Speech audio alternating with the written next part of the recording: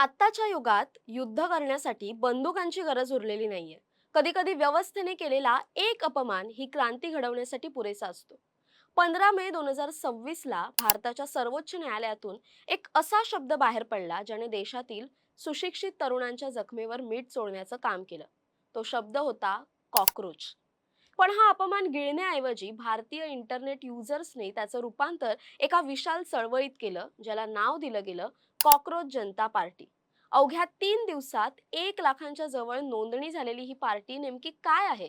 हे केवळ एक मीम आहे की राजकीय भूकंप? जाणून घेऊया या व्हिडिओच्या माध्यमातून. नमस्कार, मी संचारी आकेरकर आणि आपण पाहताय टाइम महाराष्ट्र. तारीख होती 15 मे 2026. सर्वोच्च न्यायालयाचे न्यायमूर्ती सूर्यकांत यांच्या खंडपीठासमोर बनावट पदव्यांच्या संदर्भात एका जनहित याचिकेवर सुनावणी सुरू होती. सुनावणी दरम्यान न्यायमूर्तींनी व्यवस्थेतील त्रुटींवर भाष्य करताना अतिशय कठोर शब्द वापरले. त्यांचे मूळ शब्द होते, समाजात आधीच असे परजीवी आहेत जे व्यवस्थेवर हल्ला करतात. आजचे तरुण झुरळांसारखे झालेत, ज्यांना रोजगार मिळत नाही, व्यवसायात स्थान नाही, मग ते मीडियात जातात, सोशल मीडियावर सक्रिय होतात किंवा आरटीआय कार्यकर्ते बनतात आणि प्रत्येकावर टीका करू लागतात. ही टिप्पणी जशी बाहेर आली तसा सोशल मीडियावर वणवा पेटला. सुशिक्षित बेरोजगार तरुण ज्यांनी आधीच पेपर फुटी, सरकारी नोकऱ्यांची कमतरता आणि वाढती महागाई सहन केली आहे, त्यांना हा शब्द झुरळ अपमानास्पद वाटला. टीका अशी झाली की देशातील तरुणांना संधी देण्याऐवजी सर्वोच्च न्यायालय त्यांना परजीवी आणि झुरळ म्हणते. जरी नंतर न्यायमूर्तींनी स्पष्टीकरण दिलं की त्यांचे शब्द केवळ बनावट पदव्या घेऊन पत्रकारितेत किंवा वकिलीत घुसणाऱ्या लोकांसाठी होते, तरीही तोपर्यंत इंटरनेटवर बंडाचं निशाण फडकलं होतं. या संतापाला एका संघटित डिजिटल पार्टीचं रूप देण्याचं काम केलं अभिजित दिपके यांनी. अभिजित हे मूळचे महाराष्ट्रातील छत्रपती संभाजीनगर येथील आहेत. पत्रकारितेचं शिक्षण घेतल्यावर त्यांनी राजकीय सोशल मीडिया मॅनेजमेंटमध्ये मोठी कामगिरी केली. विशेषतः 2020 ते 22 दरम्यान आम आदमी पार्टीच्या सोशल मीडिया विंगमध्ये राहून त्यांनी मीम मार्केटिंगचं कौशल्य आत्मसात केलं होतं. 16 मे रोजी त्यांनी एक गुगल फॉर्म प्रसिद्ध केला. उद्देश साधा होता, ज्यांना ज्यांना व्यवस्थेने झुरळ ठरवलंय त्यांनी एकत्र यावं. अवघ्या काही तासांत 15,000 लोकांनी नोंदणी केली आणि 19 मे पर्यंत हा आकडा 80,000 पार गेला. आज हा आकडा 1 लाखांच्या पुढे गेल्याचा दावा केला जातोय. पक्षाचा जाहीरनामा काय आहे?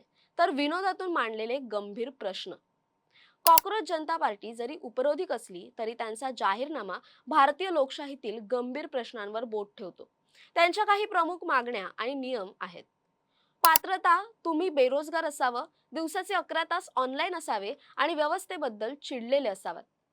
न्यायपालिका सुधारणा, निवृत्त झाल्यानंतर कोणत्याही मुख्य न्यायमूर्तींना राज्यसभा किंवा सरकारी पदं मिळू नयेत, जेणेकरून न्यायपालिकेचे स्वातंत्र्य टिकून राहील.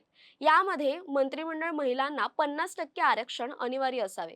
एकदा निवडून आल्यावर पक्ष बदलणाऱ्या नेत्यांवर 20 वर्षांची निवडणूक बंदी असावी.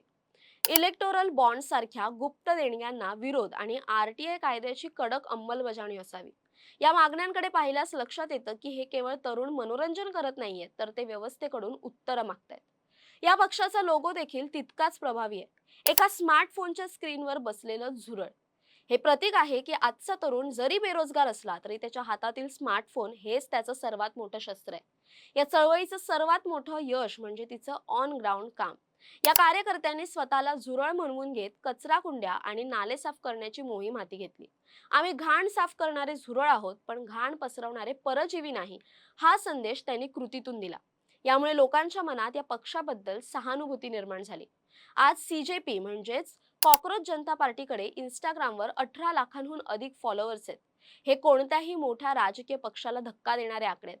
प्रश्न असा नाही की ही पार्टी निवडणूक लढवेल की नाही.